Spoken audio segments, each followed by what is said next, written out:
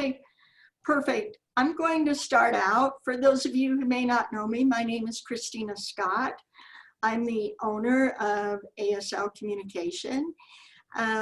We decided to present this webinar for businesses and for independent contractors to discover maybe some things we've discovered, or to give you options so that you know what your choices are.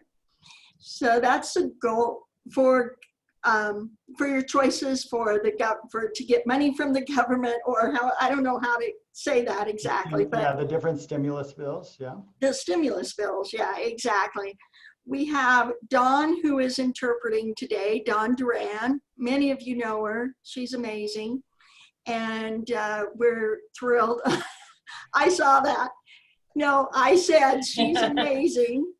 And so we're really grateful to have her interpreting. She's also the CMO of ASL Communication. And then we also have Emmett Scott here. Emmett is the CEO of Community Dental Practices. So he works with independent contractors and also businesses. He's done research also. I want to be really clear. We're not here as the final word. This is not legal advice. This is simply some discoveries that we've made, and we felt that there was a need in this community for people to maybe know some of the discoveries we've made, and then you can make your own choices. So having said that, I'm going to go ahead and leave the video. I'm going to be here, but I'm going to leave the video, and I'm going to turn the time over to Emmett but before I do, just thank you for joining us. I'm so thrilled, and I'm thrilled to see some familiar names popping up, and it's wonderful to have you. So thank you so very, very much. All righty, Emmett, I'm going to let you take over. All right, we'll see if I can, I haven't done this before. Let me see if I can. I'll stop my video. I'm going to remove you. Here we go. Oh, and see if that works. And while he's removing Christina, the interpreter would just like to say that Christina also mentioned, but you didn't hear, that in the email you received with this link, to see this, at the bottom, there's a link to submit for CEUs after the webinar. Okay. So thank you everyone for being here. I just removed Christina from this. I hope I didn't block her from the webinar. I have not done that before. She wanted to have the screen as big as possible for the interpreting. So hopefully that worked right. Anyway, so what Christina really wanted to focus on is she said, listen, all of these stimuluses are coming out from the government. There's unemployment opportunities.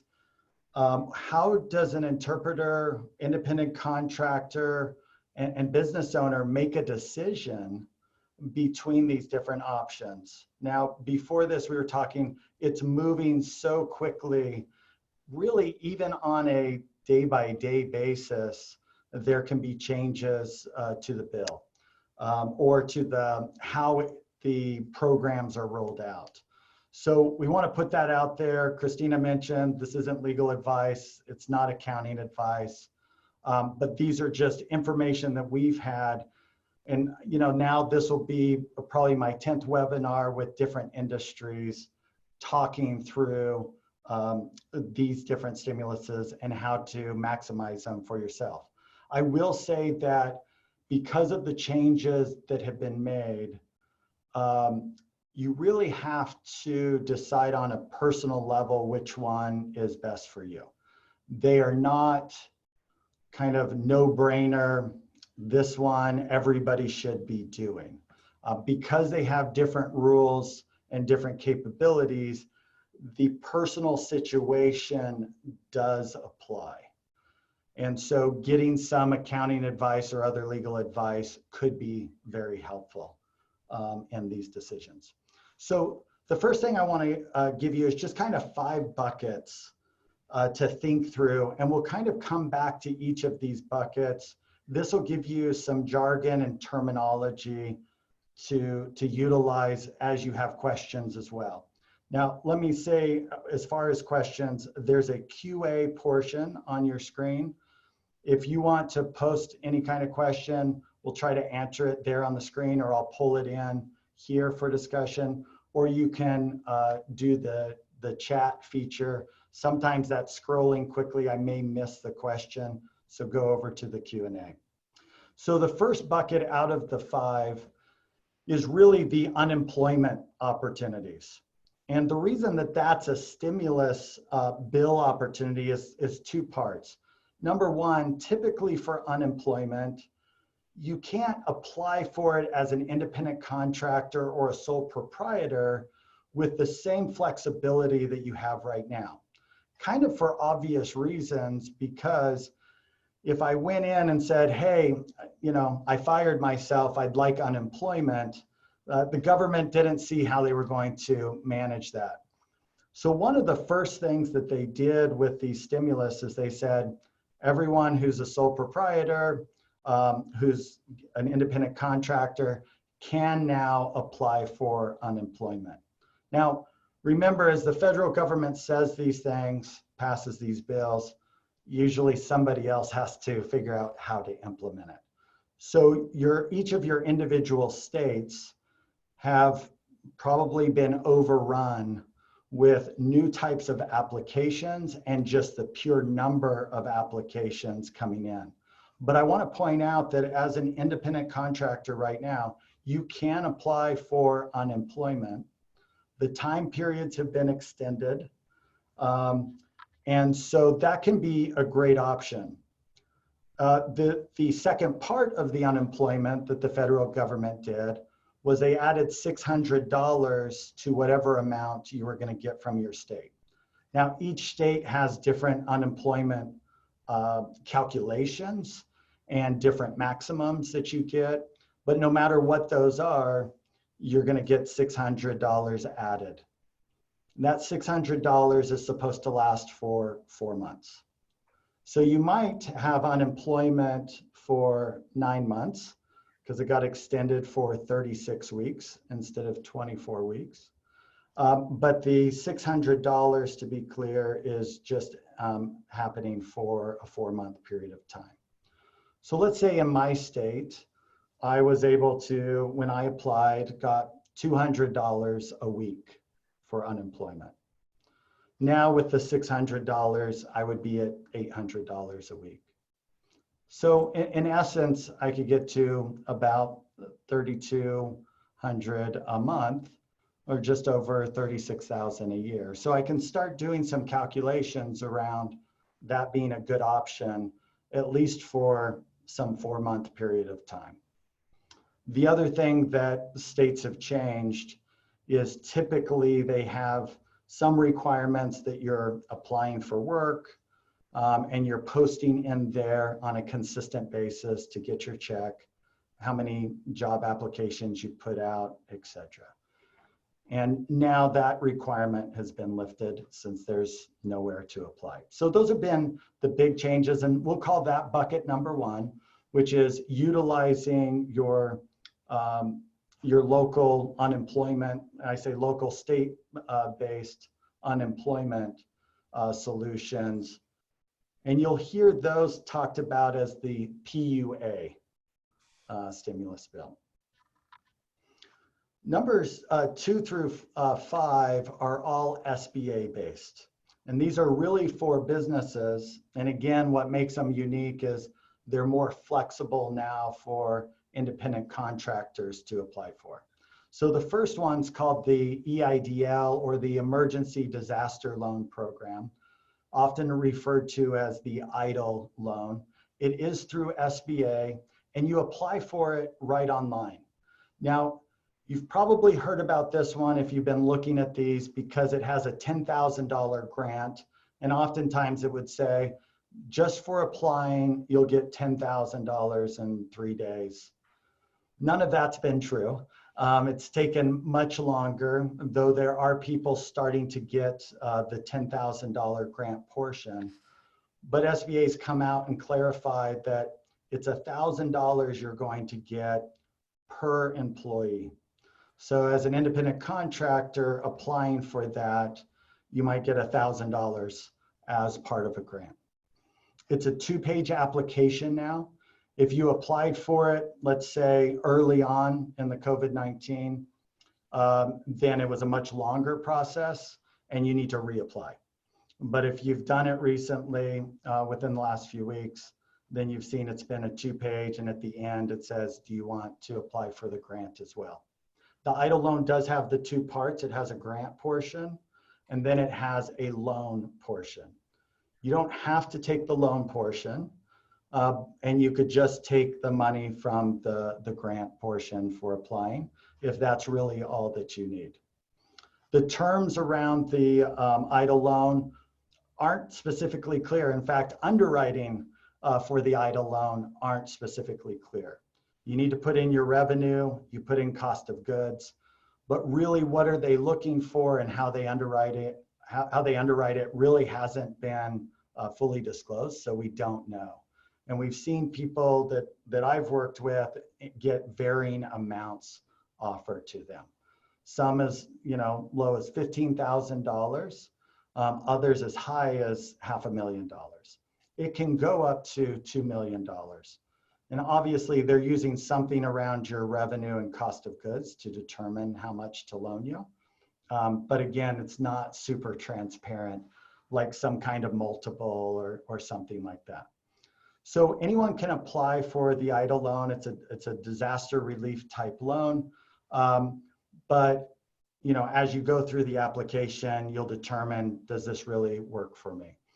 So the terms of the loan are, in all of these loans, the interest rates are very low, typically under 4%. 3.75 is what I've seen this last week coming out on the EIDL loans. So that one, again, you apply online, sba.gov, go through the application. If it feels like that really works for your business situation, been impacted by COVID-19, a lot of these, that's the prerequisite. And since it's a global pandemic, most of us, I think other than those selling toilet paper, the rest of us have been impacted from a business perspective by COVID-19. The other SBA loan that you've heard a lot about is called the PPP loan, the Paycheck Protection Program. It comes from the CARES Act. It's the one that, you heard when the bill got passed, it was $2 trillion. 350 billion of that was carved out for businesses. Now, what's so unique about this is that there's a few things that are unique. One is that you do go to your bank to apply for it. That's not unique, but it's unlike the EIDL, which is online. You do need to go to a bank to apply. But they included independent contractors and those, with 1099 income, sole proprietors, that they could go apply for this loan as well. The calculation to figure out how much of the loan you will get is based on your payroll over the last year, typically, divided by 12, which gives you your average monthly payroll, and you multiply that times 2.5 times. Okay, so the most you can utilize is up to 100,000. So for those of you, congratulations, who made over 100,000 last year, you can only take up to 100,000, divide that by 12. So that gives you 8,333 that you can use, multiply that by 2.5 times. So about $20,000 would be the maximum amount you could receive from the PPP program. Now, what makes this loan unique is that the entire loan can be forgiven. So after I get the $20,000, let's say, then as long as I follow a few rules, which I will tell you are all changing right now, but I'll directionally kind of tell you where they're at. I think they won't completely change, but directionally we can kind of tell you where they're going. So as long as you follow these rules, then you can have all of it forgiven. So the first thing that you have to do is you have to spend the money within 8 weeks on payroll. 75% of it, at least, on payroll. The other 25% can be spent on utilities, mortgage, leases, etc. But there's very clear things that you have to spend it on to have it forgiven. And you have to spend it within that time period of 8 weeks. Now, if you're an employer with multiple employees, then you need to bring those employees back, or bring them back onto your business platform out of unemployment and pay them to have all of it forgiven. You have to pay the employees at least 75% of what they were making previously to have it forgiven. And you have to have your head count back up to where it was last year or in January, February of this year in order to have it forgiven.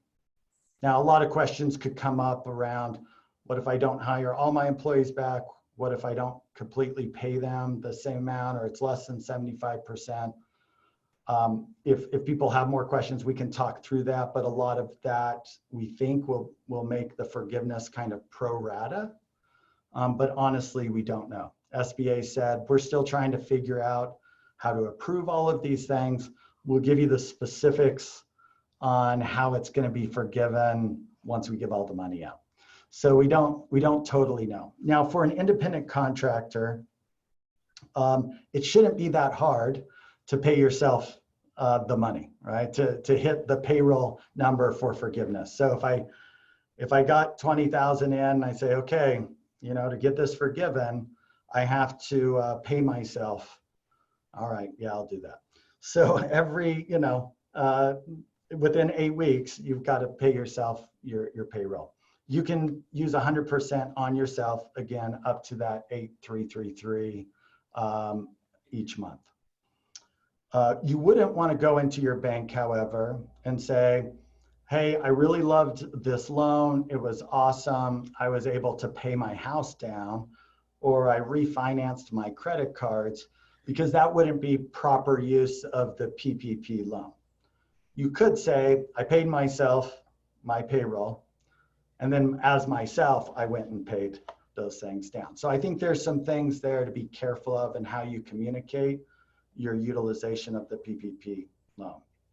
Now, which banks do you go to? The best bank to go to typically is the one you currently have a relationship with. There are other, mostly small regional banks and online banks now, who are taking applications from people who aren't their current customer. Usually they'll have you open up an account in order to do this application process for you. So that's the PPP. So I'm going to stop there just for a second, because we've already covered 3. I'm just going to look at a couple of these questions. One is, what would cost of goods be as a freelancer? Yeah, great question. So SBA gave no guidance on what goes into cost of goods, because accountants, individuals have different ways of accounting for that. I would think the majority of your cost of goods is very low, if not 0. So I'd probably put something like that. If you don't have a cost of goods that you typically associate with your business, then I just go ahead and put that in as 0. Let's see, for Nevada, unemployment up to 37 weeks times the 600 a week. Nevada does not start gig workers until mid-May. Nevada says to wait to file for unemployment till then. Okay, so it looks like somebody's been looking at the Nevada state law and says they think that the way it works is it's up to 37 weeks. It's possible on a state by state program that there's an extension. Not an expert on Nevada's unemployment laws, but that's worth looking at. They also said that that the $600 will not come until mid-May. It's possible, but that part, well, no, that's possible because it's coming from the federal government to the states, and then the states have to issue the 600. So that's definitely something to look into. If other people have confirmed on that unemployment, it'd be great to post that in here, or if someone has something different. Borrowing from the SBA up to $10,000, a chance to repay it back. In Nevada, you don't deal with the bank on a regular basis, they won't write the loan. So the SBA up to the $10,000, that sounds like the EIDL grant. That one you'd actually do online. Most of the banks for the PPP were absolutely not taking new customers unless they just weren't taking new customers at the beginning. We're starting to see that change, especially regional banks are opening up. And then you can also look at fintech or online banks. I'll give you a couple to look at, not that I'm recommending them, but I've had several people having done multiple webinars who've utilized these banks, had good results. And then, you know, I've heard now several who've utilized them. One is Kabbage, KABBAGE.com. So that's an online bank that will help you apply for the PPP. I haven't checked it recently, but you could probably check it now. And it was on the first page when it was recommended. And another was Lendio, LENDIO.com. And if others have recommendations, then we'd be open to that. But those are two kind of larger online banks that got into the PPP program pretty early. If we apply for the SBA loan, how do we know if we applied for disaster relief or if we applied for the PPP? Great question. So the disaster relief is the one where you go to sba.gov. You're going to do that one online. You're going to apply for it. Originally, and it may still be like this, once you hit submit, you really hear nothing. You get nothing back. You don't get a confirmation. They may have changed that, but that's originally how it was. And then you just kind of wait. On the PPP, you're going to have to go to a bank. So totally different application processes there. One, you could start on right now online. The other one, you need to go to a bank. When you're talking about payroll, do you mean paycheck? So payroll is specifically defined as money I'm paying out to employees, right? Especially in a W-2 type environment. That's for the business or employer to utilize. If you're an independent contractor, then it should be that 1099 that you get at the end of the year is what you're going to utilize. Now, a couple of questions I've gotten on other webinars is the PPP program does say as long as the business started in January of this year through February 15th, it is eligible. So let's say you started a business or you started interpreting early last year or maybe in January, and so you don't have a 1099. How do you apply for this? And what I've seen is it's been bank by bank. What the bank's direction is they need some kind of tax document in order to apply to SBA, or that they're supposed to verify. I don't know how a bank verifies without any tax document for businesses. Again, let's say you started interpreting in January, you have 1 month, it was a great month, but then everything got shut down. How do you apply for this? You're going to need to find a bank that can help you work through that. Are they going to utilize a paycheck, as mentioned, as kind of the tax document for that?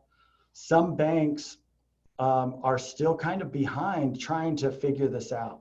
The way the government rolled this out is they were educating us about the stimulus bills that were coming.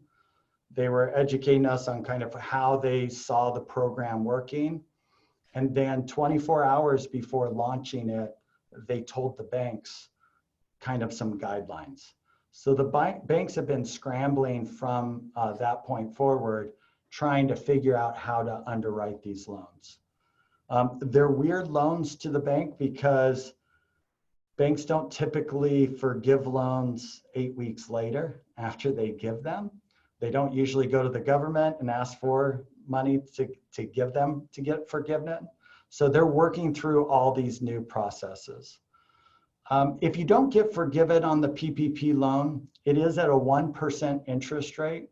So the interest rate's not bad at all, but its term is only 2 years. So it's going to hit you fast if you don't get it forgiven. So you need to kind of do some thought process of how would I pay this back 2 years from now. And technically, what really happens is it's deferred for 6 months. So you have no payments for 6 months. And in that 7th month, you have an accrual payment you have to start making, or an amortization payment you have to start making. If you don't have any employees, can you still get a PPP? Yeah, so that's what's unique is all the independent contractors are now being included in this. So you are the employee if you have a 1099. Are credit unions participating? I think so. SBA's been very generous.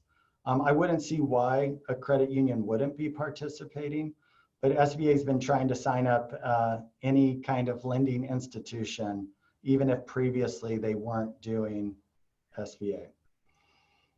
If you are an independent contractor, what documents are needed? We've kind of talked through that. It is going to be kind of bank by bank.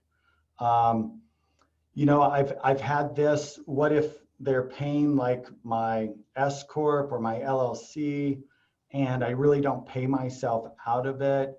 How do I prove to the bank that I do have income on a regular basis and get to my average monthly?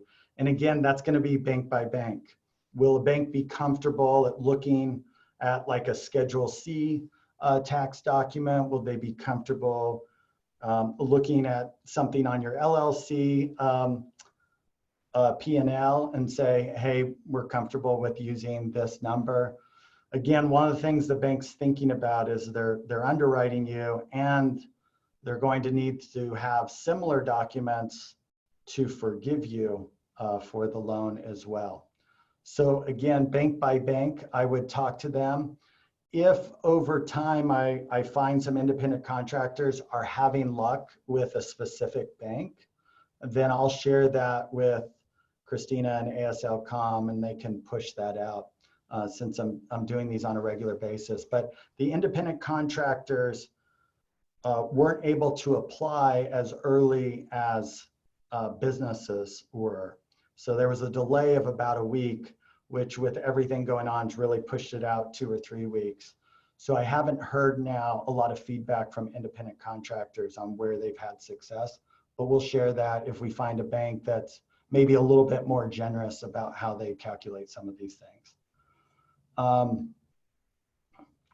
If you do get either of these loans, should the typical 30% be put away for taxes? Yeah, great question. So these are loans, so you don't have any taxable income on them. And in fact, on the PPP, you could have it forgiven, right? So there isn't a tax piece associated with this. There's either paying back the loan or there's getting it forgiven and really turning it into a grant. All right, let me just go through a couple other options that are out there, and then we'll come back to some of these questions. So we have unemployment that we've talked about. We've talked about the EIDL loan, the disaster relief loan that you apply for online. We've talked through the PPP, which is all based on payroll, right? And it has this multiple of payroll, and you get it forgiven by spending it on payroll. And then there's two others with SBA that are worth just kind of looking at. One is if you currently have an SBA loan for some reason, then that's going to get paid down for the next 6 months for you. And probably at this point, your bank has reached out to you and said, hey, you don't need to make any more payments. But it's a benefit SBA has done is instead of deferring out for even 6 months, they're actually paying down the loan for the next 6 months. They're paying it for you. So anyone, and I don't know if an independent contractor, there would be a big reason why they had an SBA loan, but maybe if another business that you have, that's a huge benefit. This last one is called the Express loan.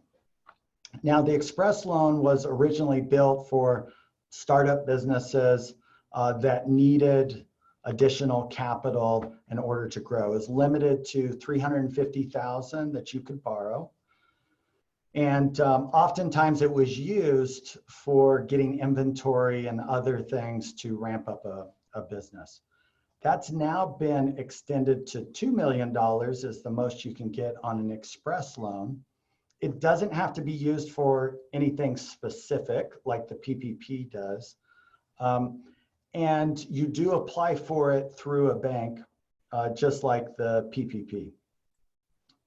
The underwriting guidelines are really going to be like traditional SBA.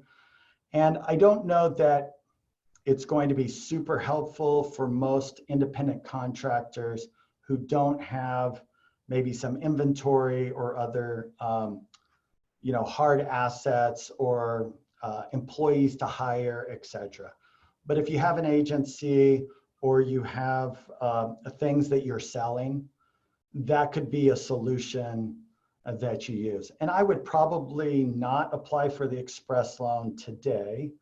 I would wait maybe another 30 days or so, only because the banks are so wrapped up with the PPP that it's going to get delayed anyway, so you might as well just wait.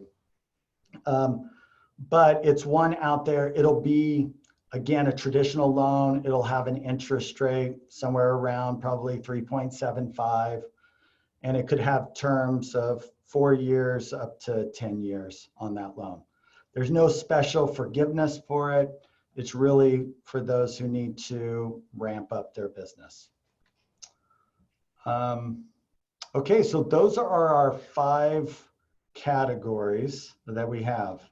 Unemployment, which independent contractors can now apply for and get the $600 that the federal government's kicking into that. The EIDL loan, the EIDL for disaster relief, the PPP based on payroll, deferral of your SBA, or the Express loan. All right, can multiple programs be applied for?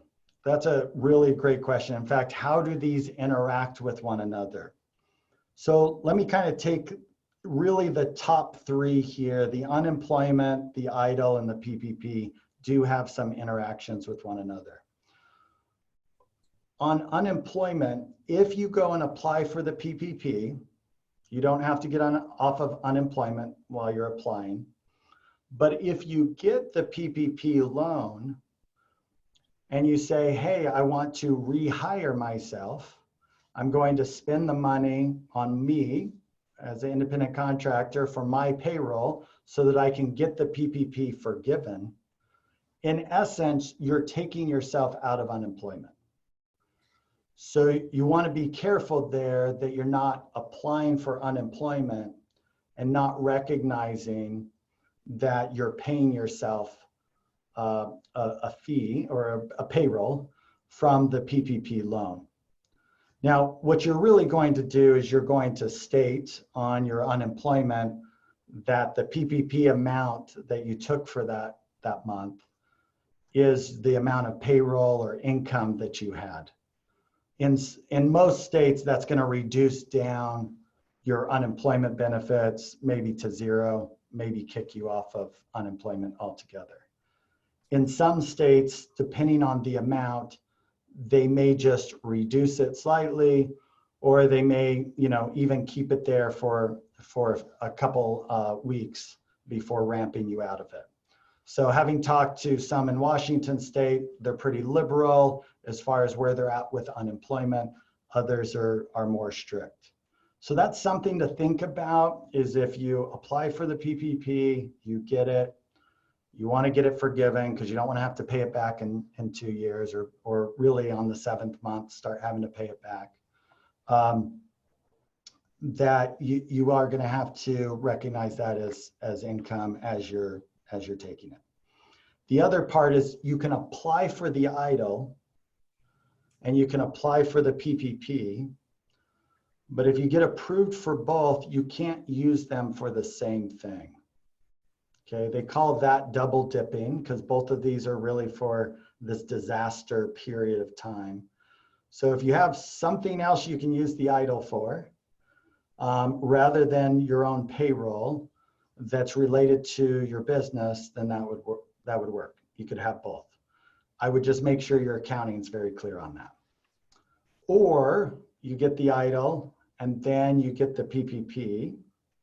You can refinance the EIDL out, pay it off, the loan portion. So those are different ways that they interact. I would say that if you apply for both, you get both, you're going to want to sit down with someone at that point and decide, all right, what's the best way to maximize my situation? All right, we had a bunch more questions come in. Let's see. Someone said, if I have the PPP, is there, do I have to write a check to ourselves to pay it? It's not a bad idea to just create some documentation. I've heard some people say, I'm going to put the PPP loan in one account and then write it over to another account. I think that's probably good process. Technically, it's not a requirement, but especially working with your bank, I'd almost ask them some of those questions up front. What's going to be the best way for you to see that I made a payroll payment to myself? Someone applied for the EIDL yesterday and they actually gave them an application number. So we're already getting better at the government level. That's awesome. I read an article that stated the SBA loan started out with an amount of $10,000, and now due to demand, they capped it out at $1,000. So that's probably the EIDL loan, and it's probably the grant portion. And what they did was they said, hey, anyone who applies can get up to $10,000. They've come back and said, you get $1,000 per employee on the EIDL loan. So you're stating on the EIDL loan how many employees you have. If you have 2, you're going to get $2,000 on the grant portion. On the loan portion, we're not quite sure yet, and if anyone knows how that's calculated.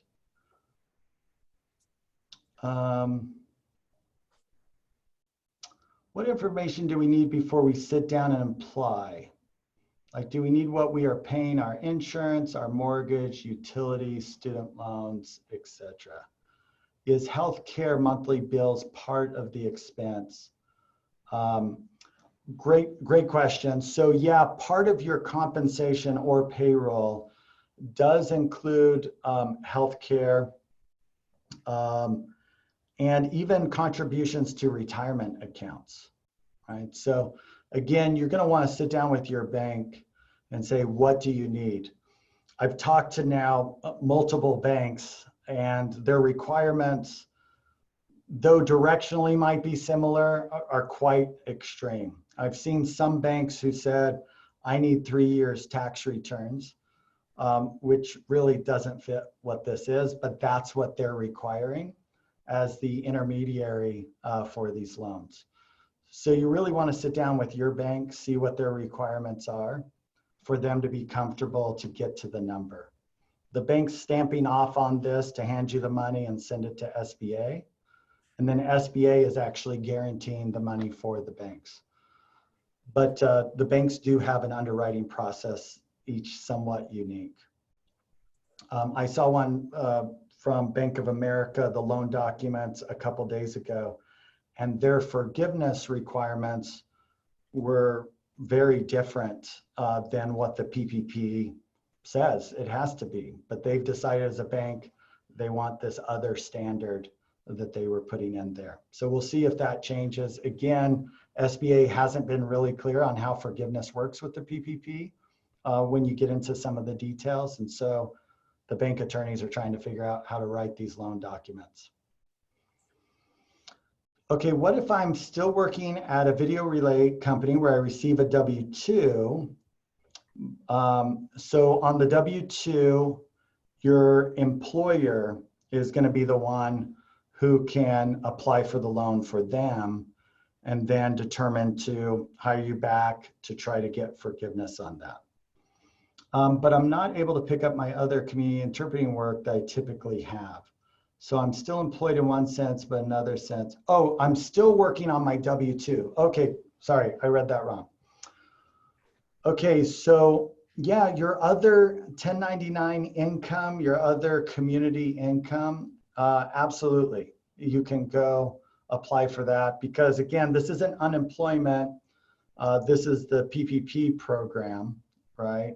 So that one based on the income you don't have anymore, I would go apply for that, for the PPP. In Utah, I went to apply and it asked for last day worked. Since I'm still doing occasional work, I didn't think I would be eligible. So this is probably on the unemployment, obviously not on the loan programs. I don't think any of the loan programs ask about last day worked. So for unemployment, again, each state has some interesting rules. You know, even if you got paid out your PTO, that could delay when you get unemployment. I've seen that. So that'll be each state by state. What I would say is go ahead and apply. There's really no harm in it. And see, with some states, they might have a reduced amount. Obviously, be honest in your application, but see if there's an opportunity there for you to get even a portion of the unemployment. This is a unique time where the previous rules don't quite apply, and each state is coming up with their own programs. I work at, let's say I work at the school for ASL Comm, but during the summer, you don't get the same amount. So your summer income is less. So you go on your last 1099 divided by 12. Okay, great question. So there is actually a seasonal worker calculation you can utilize. And I don't have that in front of me, but we could probably get you that information.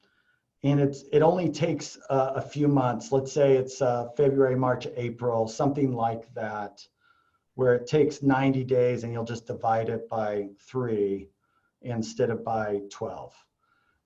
So the seasonal worker place, they did capture a period of time and said, hey, you can use this period of time instead of the full 12 so that you can have a more concentrated calculation rather than having to dilute that down if you are, you know, a seasonal worker, not working as much during the summer.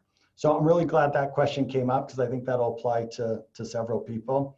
Instead of using all of 2019, you'll just use a certain set of months there.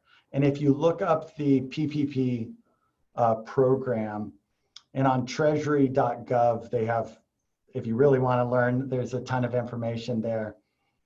But look up specifically for the seasonal worker piece, even on Google, and you'll find the months you use to calculate. Sitting down with your bank, would it be more effective to work with our accountants since that they know what we're filling in for tax purposes?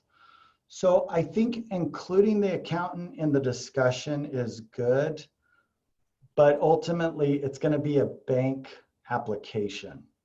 So if you want to go to the bank, get the application, seeing what the tax documents are, then going back to your accountant and asking for help. but the accountant's not really in a position to know exactly what you want until you have that bank application. So there's probably, just an order of things to do there. Go to the bank first and then utilize the accountant to help. What if you have a couple of banks? Could you ask each one? Yeah, I'd ask each one what they're looking for. Now, once you apply with one, you do document that you're not going to apply for it somewhere else. So the SBA is probably not in a position to fully vet everyone who's applying right now, but they don't want to see, someone getting loans from 2 different banks because of their own confusion. So they do have you say, I'm only applying at one bank. So once you choose one, if you find that that bank's going slow, etc., you're just going to have to wait on a lot of that process. It's probably the safest way to do that. All right, well, we have covered quite a bit. I think, let me see if there's, yes, EIDL, Economic Injury Disaster Loan. Yes, that is the acronym, thank you. And the EIDL loan originally was built for like hurricanes and tornadoes and other disasters, but they're trying to use it for this situation as well.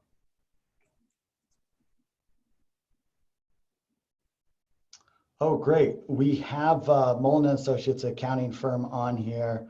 They said they got some direction that the SBA says to use line 31 on your Schedule C for calculations on your PPP if you do not pay yourself and don't have 941s. 941s are used in businesses for their payroll. So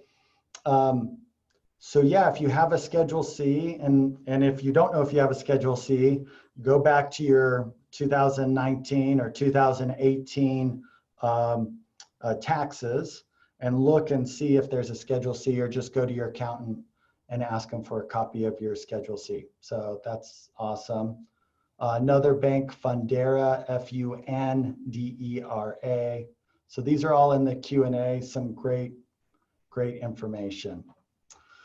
All right, well, I think we've covered the majority of this. I was going to bring Christina back in to see if she had any closing thoughts. Let's see if I might, if this is the right Christina. We'll see if I bring her back in here.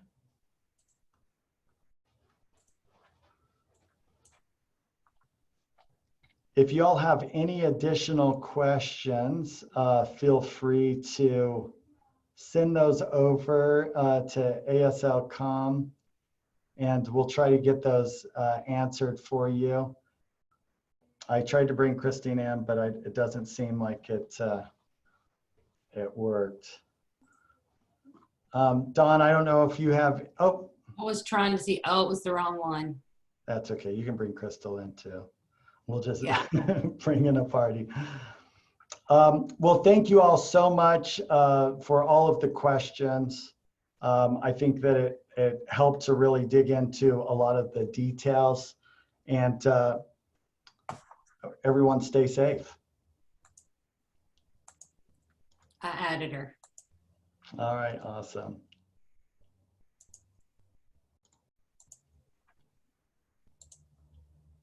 Okay. Christina, I added you if you want to turn on your video. Perfect. We can hear you. Can you hear me? Can you see me? It won't. I don't know if everyone's still on. It kicked me out. I think when you tried to add me in it said, "What do you think you're doing?" You go back in there. So I don't. The video. Oh, did she lose it again? Well, good. Well, that makes it a fun ending. Well, thanks, everybody. I'm trying to see.